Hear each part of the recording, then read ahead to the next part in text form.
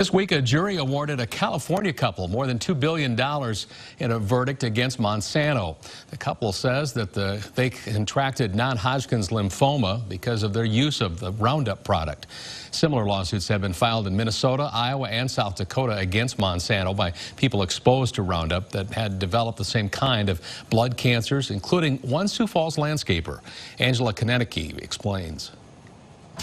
Yeah, that's true. It's going to get warmer. Jerry Anderson has been working as a commercial landscaper since 1980. He routinely used Roundup in its liquid form. Never thought anything of it, just like a lot of things, you just do it. Then in 2010, he was diagnosed with multiple myeloma, a cancer that starts in the blood cells. I guess I always kind of attribute to your environment has a lot to do with a lot of things. You know, chemicals are a contributing factor. The lawsuits against Monsanto bear alleged scientific fraud, saying the company manipulated its own research to keep the cancer risk secret.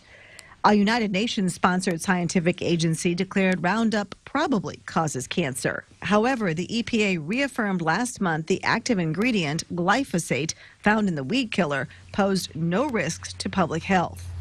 Anderson underwent a bone marrow transplant in 2011, but 4 years ago his cancer came back and he continues to undergo chemotherapy once a week. You know, it affects you just because you're always having to deal with it. Anderson's lawsuit was dismissed in federal court, but he could refile. He says he's not interested in the money, just making sure other people don't get sick. I guess probably the main thing that I would like to see is that they would probably do more on the safety. Anderson makes sure when Roundup is used today at his nursery, workers wear gloves and masks. And there's another lawsuit filed by a man who claims that he was exposed to Roundup while living in South Dakota. He's also diagnosed with non-Hodgkin's lymphoma. That happened in 2017.